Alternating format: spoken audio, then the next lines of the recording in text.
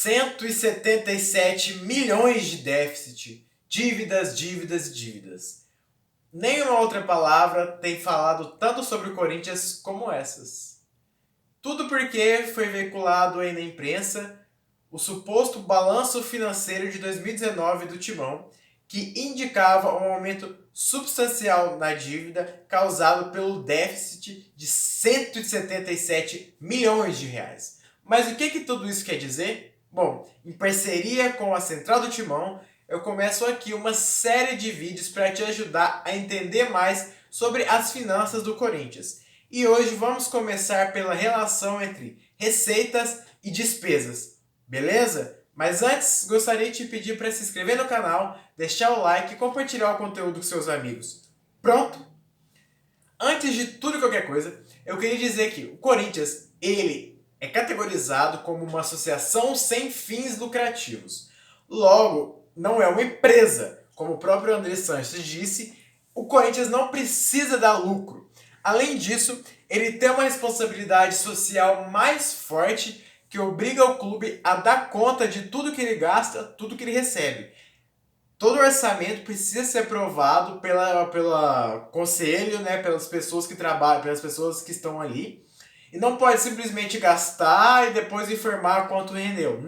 Não é uma empresa privada. Por exemplo, se eu tenho uma empresa, eu preciso declarar ao clube, à União, né, ao governo, quanto eu gastei, quanto eu recebi, tudo a questão de impostos. Mas eu não preciso passar para os meus funcionários ou para o meu gerente o quanto que eu gastei, o quanto que eu ganhei. Mas dentro do Corinthians, o conselho precisa aprovar, já que a administração não pode ser feita apenas pela diretoria. Com isso posto, a gente tem que entender que quando termina um ano, você faz uma, por exemplo, terminou 2018, você faz uma projeção de 2019, que é basicamente o quanto o clube espera receber. Daí isso passa para o conselho que aprova ou não.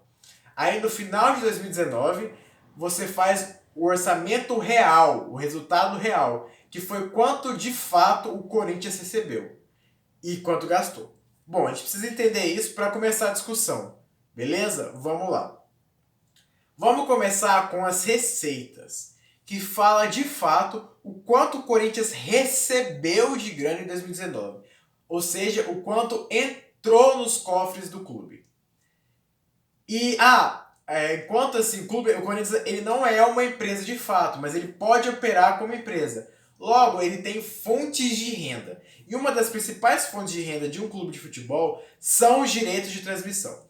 Em 2019, o Corinthians recebeu o equivalente a 180 milhões em direitos. Vale ressaltar que essa grana é proveniente da Globo, que é a dona dos direitos de transmissão de todos os campeonatos, basicamente. O clube esperava receber 240 milhões. Então a gente tem aí basicamente 50 e poucos milhões a menos do que ele esperava receber e o que ele realmente recebeu. Mas por quê? Bom, tem uns pontos importantes aí.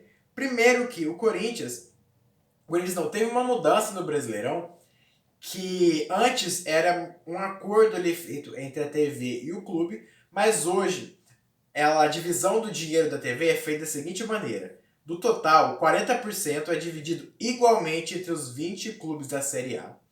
30% diz respeito à posição do clube na tabela.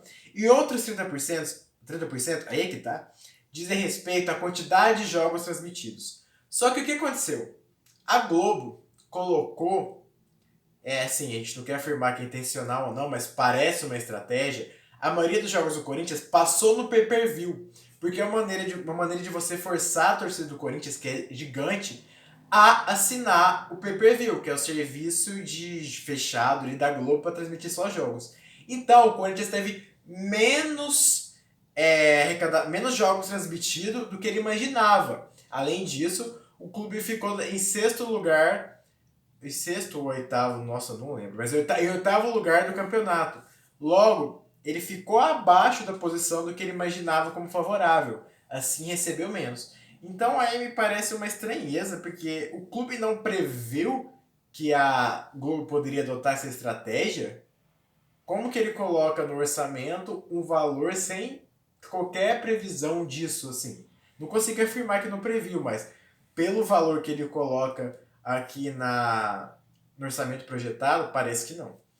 Outra receita que a gente tem muito forte no Corinthians são os patrocínios. Em 2019, o clube recebeu 78 milhões de reais com patrocínios. Aí a camisa, patrocínio no estádio, em vários lugares. 64 milhões foi o projetado. Em 2018, o clube recebeu 43 milhões. Vale lembrar que durante muito tempo de 2018, o Corinthians não teve o patrocínio master na camisa. Então, esse aumento para 78 milhões é porque trouxe o patrocínio master e também aumentou o número de colocações publicitárias na camisa. Então tá meio explicado por aí. O clube também arrecadou 62,3 milhões com bilheteria. Mas a gente tem que colocar que essa grana não vai para o Corinthians. Ela vai para o fundo que paga a arena. Além disso, o Corinthians teve outras receitas. 30,6 milhões com receitas de marca, que aí pode colocar fiel torcedor, qualquer outra coisa que explora a marca Corinthians. 14,8 milhões com contribuições de associados ao clube. Como o próprio nome diz, o Corinthians é um clube. Logo as pessoas podem pagar títulos para frequentar, para participar do conselho, enfim. Doações também. 6 milhões com explorações comerciais diversas, que pode entrar aí também, por exemplo... Eu acho, se eu não me engano, que direito ali, por exemplo, você comprou um amendoim do Corinthians. Se eu não me engano, entra aqui. Mas também pode entrar a utilização do espaço comercial, enfim, várias coisas nesse sentido. 22 milhões com deduções fiscais. E além disso, o Corinthians teria recebido 46 milhões de reais com vendas de jogadores. Vale lembrar que em 2018, o clube recebeu 118 milhões. Em 2019, ele previa receber ali 50 e poucos milhões. Com tudo isso, as receitas do clube supostamente foram de 404 milhões de reais. Agora vamos falar de despesa. Bom, despesa, como o próprio nome diz, é tudo que o clube gasta. E para funcionar, ele precisa de uma série de gastos diferentes. Um deles é a despesa com pessoal. E nessa despesa com pessoal, a gente coloca salários de todo mundo que trabalha no Corinthians. Desde o clube, ele é a pessoa que limpa o banheiro, a pessoa que cuida da piscina, até o jogador de futebol que marca o gol. Tá tudo aí nesse globo. Nessa bola, sei lá, nessa caixa aí. E, bom, o clube gastou 353,8 milhões em 2019.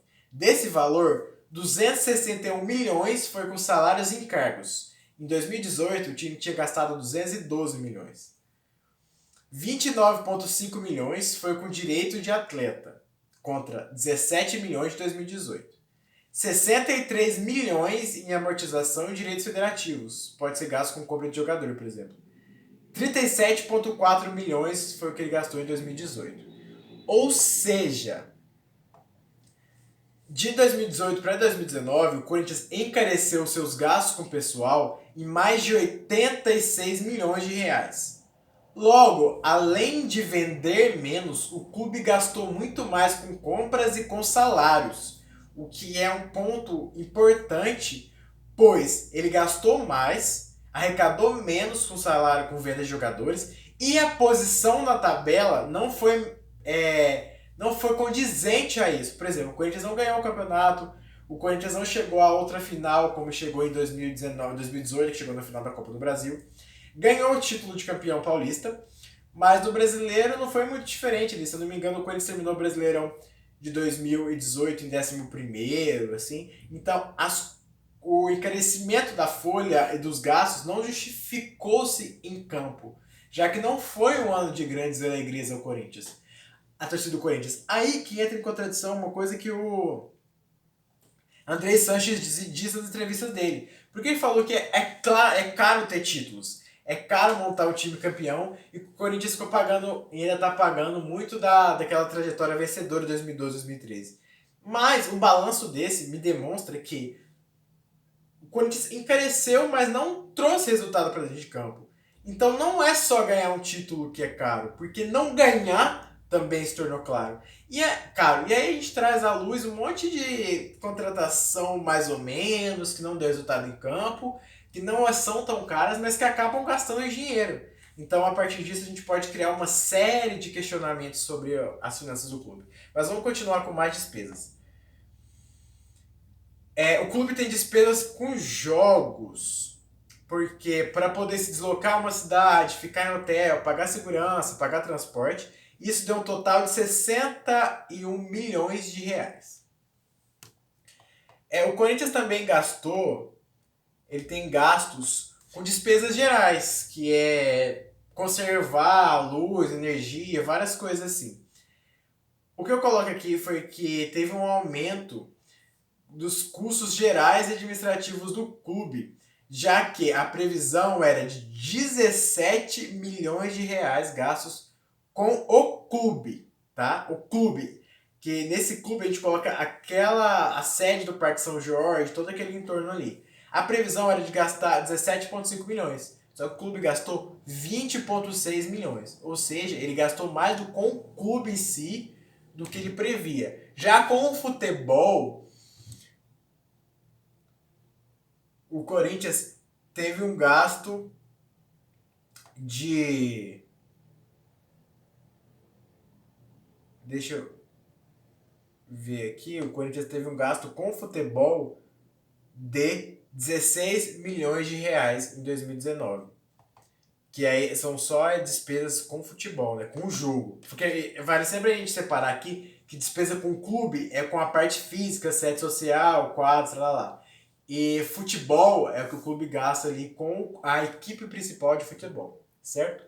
Vamos para outro ponto do gasto aqui do Corinthians, que se refere a outras despesas, como depreciação do patrimônio, que registrou 5,3 milhões de reais, e 22,4 milhões com serviços, que discrimina ali serviços gerais. Assim.